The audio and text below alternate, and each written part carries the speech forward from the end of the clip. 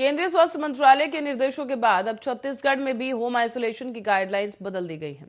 नए नियमों के मुताबिक हल्के लक्षण और बिना लक्षण वाले पॉजिटिव मरीजों को अब 7 दिन में ही होम आइसोलेशन से डिस्चार्ज किया जा सकता है।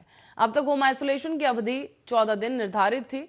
छत्तीसगढ़ में स्वास्थ्य सेवाओं के संचालक ने भी सभी जिलों के मुख्य चिकित्सा और स्वास्थ्य अधिकारियों यानी CMHO को होम आइसोलेशन के नए निर्देश जारी कर दिए हैं। इसके तहत बिना लक्षण वाले और हल्के लक्षण वाले मरीजों के लिए 7 दिन का होम आइसोलेशन ही काफी होगा।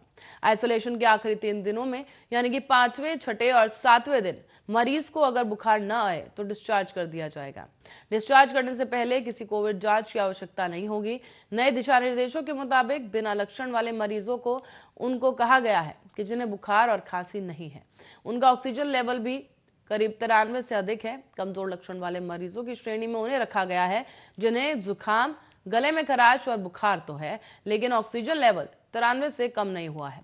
जवाहरलाल नेहरू मेडिकल कॉलेज ने बढ़े हुए संक्रमण की वजह से MBBS की सिद्धांतिक कक्षाओं को भी स्थगित कर दिया है। अब ये कक्षाएं ऑनलाइन ही संचालित की जाएंगी। साथ ही क्लिनिकल पोस्टिंग और विश्वविद्यालयीन परीक्षा पूर्व निर्धारित तरीकों पर ही होंगी। इस दौरान मेडिकल कॉलेज डीन ने सोमवार को इसका आदेश जारी किया। छत्तीसगढ़ में कोरोना की तीसरी लहर की रफ्तार बहुत तेजी के साथ देखने को मिल रही है। पिछले 10 दिनों में ही मरीजों को रोज मिलने वाली संख्या में करीब 14 गुना का इजाफा देखा गया। 1 जनवरी को प्रदेश भर में करीब 269 नए केस सामने आए थे, जबकि 10 जनवरी को 4120 नए मरीज मिले। तो वहीं 358 मरीजों को डिस्चार्ज भी किया गया। इनमें से 136 लोगों को अस्पतालों से छुट्टी दे दी गई। तो वहीं 222 लोग ऐसे भी हैं जो होम आइसोलेशन से जिन्हें डिस्चार्ज किया गया है।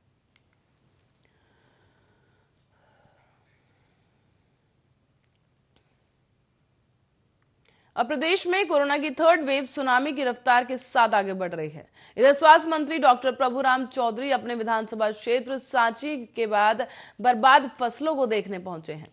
शाम को अंधेरा होने की वजह से नायाब तहसीलदार और किसानों ने टॉर्च की रोशनी में नष्ट फसलों को दिखाया है। स्वास्थ्य मंत्रालय की तरफ से भी आपको बता दें कि स्वास्थ्य मंत्री ने किसानों से चर्चा कर फसलों की हुई क्षति की जानकारी ली। उन्होंने आश्वासन भी दिया कि प्रभावित हुए किसानों की हर संभव सहायता की जाएगी। 3 दिन से बारिश होने की वजह से रायसेन में फसलों को काफी नुकसान पहुंचा है।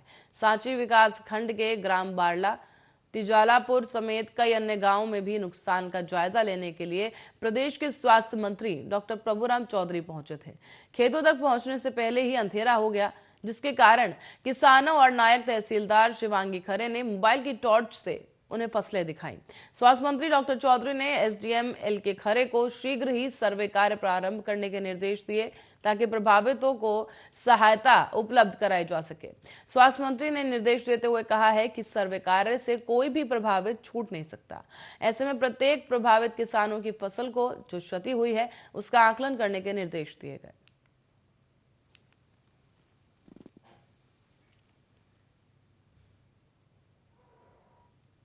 और कांग्रेस के वरिष्ठ नेता और मध्य प्रदेश के पूर्व मुख्यमंत्री दिग्विजय सिंह ने राष्ट्रीय स्वयंसेवक संघ पर तीखा हमला बोला है।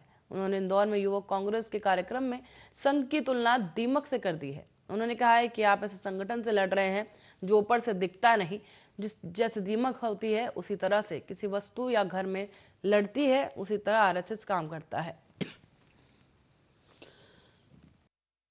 इस पर तीखा हमला बोलते हुए उन्होंने आगे ये भी कहा कि सबसे ज्यादा गाली भी खाने वाला हूं। इंदौर में युवक कांग्रेस के कार्यक्रम में दिग्विजय सिंह ने कहा है कि ये RSS की विचारधारा है। मैं चाहता हूं कि RSS के जो लोग हैं मुझसे बहस करें। तुम्हारा संगठन है कहां? रजिस्टर्ड संस्था कहां है? ये केवल गुपचुप तरीके से ही काम करते हैं। दबे छिपे काम करेंगे, खुलेआम कोई काम नहीं करेंगे। गुप्त रूप से बात करेंगे, कानाफूसी करेंगे, गलत बात फैलाएंगे। मैं यहाँ ये पूछना चाहता हूँ कि संगठन के रूप में RSS ने क्या कभी कोई धरना दिया है? क्या कोई आंदोलन किया है? या कहीं किसी आम आदमी या किसान या मजदूर की लड़ाई क्या RSS ने लड़ी है? कभी नहीं लड़ेंगे।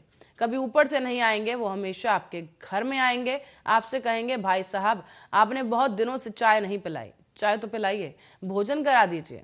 ये ऐसे लोग हैं और ऐसी विचारधारा को फैलाते हैं।